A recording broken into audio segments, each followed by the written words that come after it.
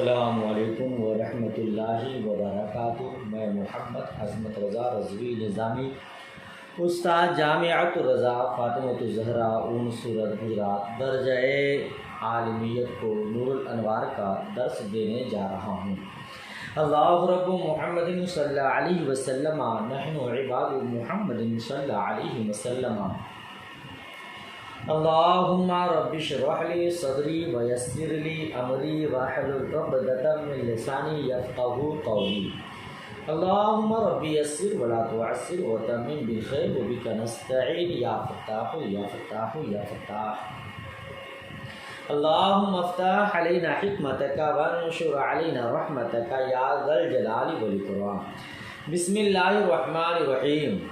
والطہارة فی آیت الطواف عطف علی قوله الولا وتفریع ثالث علیہ ای اذا کان الخاص بینا بنفسه لا يحتمل البیان فبطل شرط الطہارة فی آیت الطواف وہی قوله تعالی اعوذ باللہ من الشیطان الرجیم وَلْيَطَّوَّفُوا بِالْبَيْتِ الْعَتِيقِ فَإِنَّ الشَّافِعِيَّ رحمۃ اللہ تعالی علیہ یقول ان طواف البیت لا يجوز بدون طہارت لقوله علیہ السلام الطواف بالبیت صلاۃ وقوله تعالی وقول علیہ السلام الا لا يطوفن بالبیت محدث ولا عریان ونحن نقول ان الطواف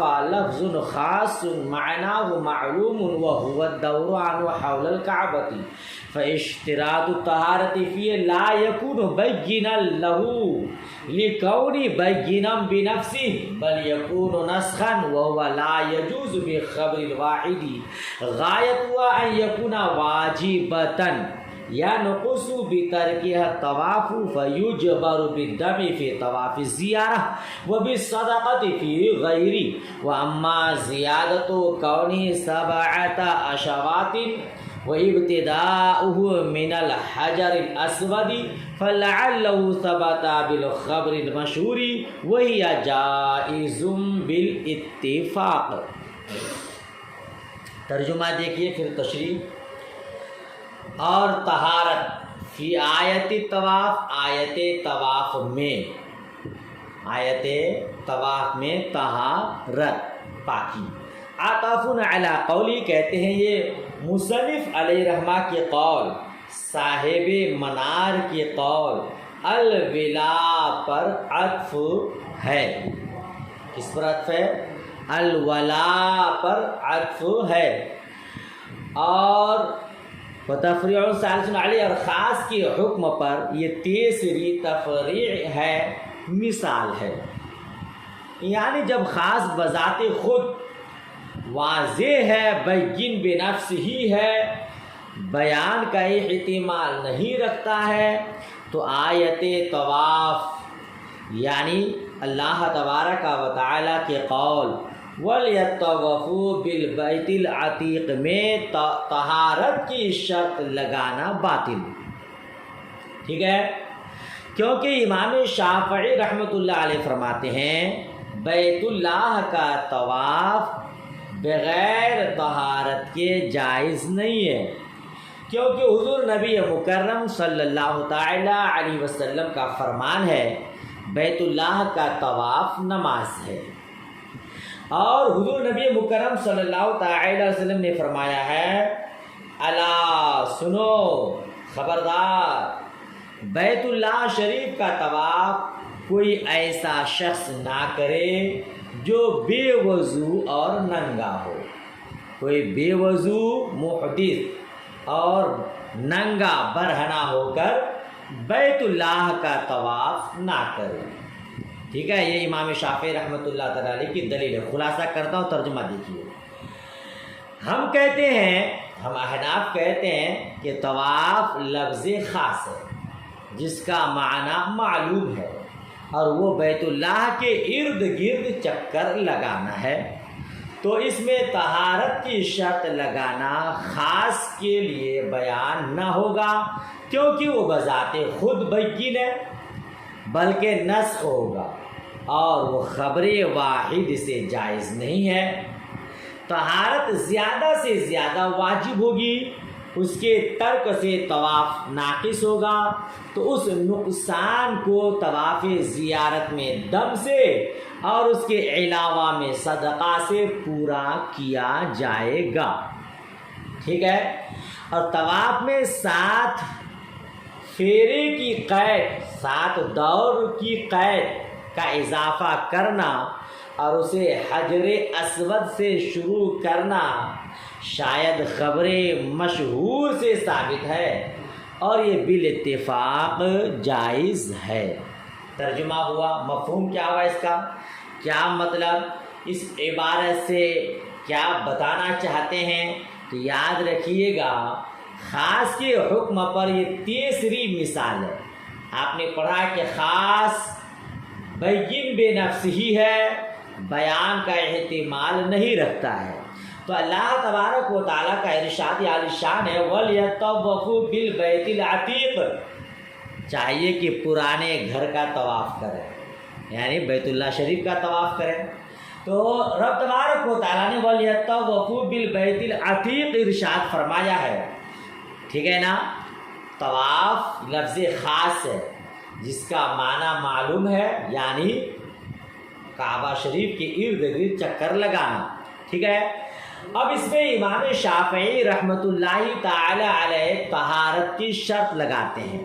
وہ یہ کہتے ہیں کہ بغیر طہارت کے طواف نہیں ہوگا، ٹھیک ہے۔ تو وہ طہارت کی یعنی وضو کی شرط لگاتے ہیں۔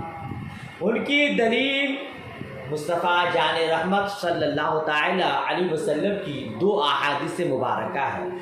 پہلی حدیث ترمذی شریف کے میں بیان ہے کہ حضرت ابن عباس رضی اللہ تعالی عنہما سے مروی ہے، نبی کریم صلی اللہ تعالی علیہ وسلم نے ارشاد فرمایا، الطواف حول البیت مثل الصلاۃ الا انکم تتکلمون فیہ فمن تکلم فیہ فلا یتکلم الا بخیر، یعنی بیت اللہ کا طواف نماز کی طرح ہے، صرف اتنی بات ہے کہ طواف میں تم لوگ بات کرتے ہو، ٹھیک ہے۔ تو جو شخص طواف میں کلام کرے تو وہ اچھا ہی کلام کرے، سمجھ میں آ رہی بات؟ یعنی طواف نماز کی طرح ہے، لیکن طواف اور نماز میں یہ فرق ہے کہ نماز میں کلام نہیں ہوتا ہے، لیکن طواف میں کلام ہوتا ہے، اچھی اچھی باتیں ہوتی ہے، ٹھیک ہے نا۔ اچھا، تو اس حدیث سے کیا سمجھ میں آیا کہ طواف کو نماز کی طرح قرار دیا گیا ہے، اور نماز میں طہارت شرط ہے، وضو شرط ہے، تو طواف کے لیے بھی وضو کرنا شرط ہوگا۔ جس طرح بغیر وضو کے نماز جائز نہیں، اسی طرح طواف بیت اللہ بھی جائز نہیں ہوگا۔ یہ کون کہتے ہیں؟ امام شافعی رحمۃ اللہ تعالی علیہ۔ دوسری دلیل ان کی حدیث مصطفیٰ، دوسری حدیث کیا ہے؟ مصطفیٰ کریم نے فرمایا، سنو، کوئی شخص بغیر وضو اور برہنہ ہو کر بیت اللہ کا طواف نہ کرے۔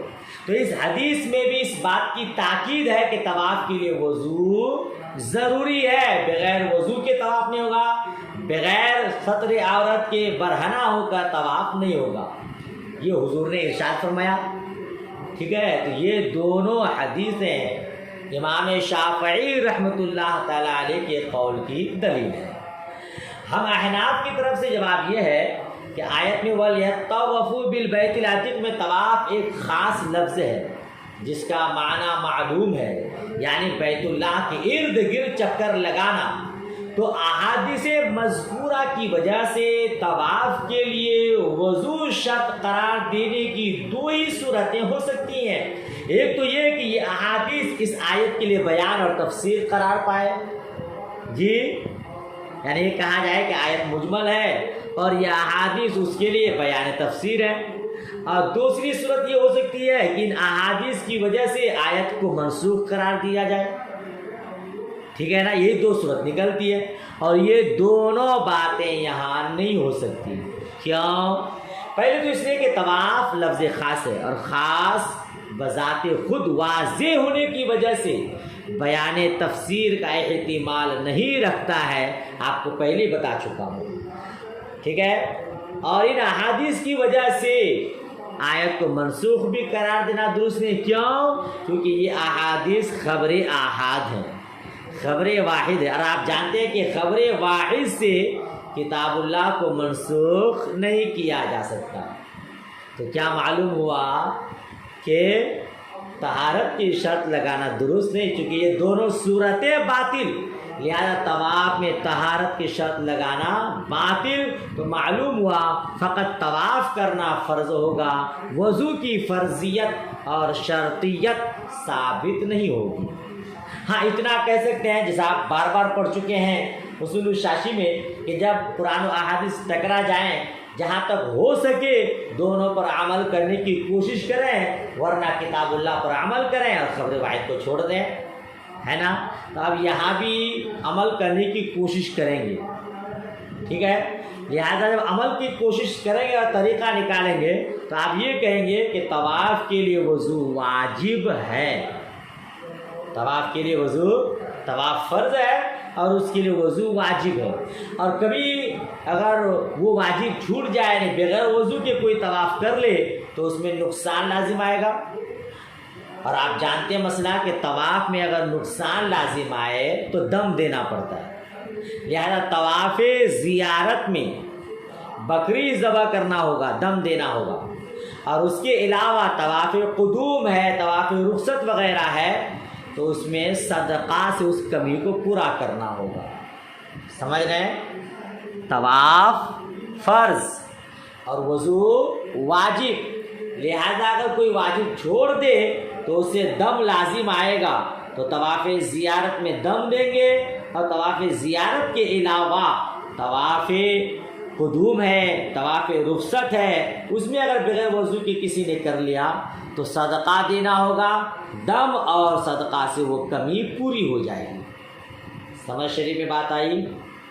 اچھا، آپ نے عبارت پڑھی وَأَمَّا زِيَادَتُ، آگے نہیں پڑھے کہ وَأَمَّا زِيَادَتُ كَوْنِ سَبْعَةَ أَشْوَاطٍ وَابْتِدَاءٌ مِنَ الْحَجْرِ الْأَسْوَدِ، یہاں سے ایک اعتراض مقدر کا جواب دینا چاہتے ہیں۔ اعتراض یہ ہوتا ہے کہ طواف مطلقاً فرض ہے، لیکن احناف اس میں یہ شرط قرار دیتے ہیں کہ 7 چکر لگانا ہوگا، حجر اسود سے طواف شروع کرنا ہوگا۔ ہم وضو کی شرط لگاتے ہیں تو آپ کہتے ہیں کہ کتاب اللہ پر زیادتی لازم آئے گی، حالانکہ احناف ان چیزوں کی زیادتی کرتے ہیں، سمجھ رہے، گویا شوافی کی طرف سے احناف پر یہ اعتراض ہو سکتا ہے، صاحب نور الانوار نے اس ہونے والے اعتراض کو اس عبارت سے دور کر دیا۔ اعتراض سمجھ میں آیا کہ شوافی وضو کی شرط لگاتے ہیں تو آپ کہتے ہیں کتاب اللہ پر زیادتی، حالانکہ احناف بھی 7 چکر کی زیادتی کرتے ہیں اور حجر اسود سے ابتدا کرنے کی، شروعات کرنے کی زیادتی کرتے ہیں، تو وہ زیادتی کرتے تو جائز اور ہم کہیں تو ناجائز، ایسا کیوں؟ ٹھیک ہے، وہ زیادتی باطل، یہ زیادتی درست۔ صاحب نور الانوار فرماتے ہیں کہ دیکھیے طہارت کی زیادتی خبر آحاد سے ہے، 7 چکر لگانا، حجر اسود سے شروع کرنا، یہ خبر مشہور سے ہے، اور خبر مشہور سے کتاب اللہ پر زیادتی کرنا بالاتفاق جائز ہے۔ سمجھ شریف میں بات آئی؟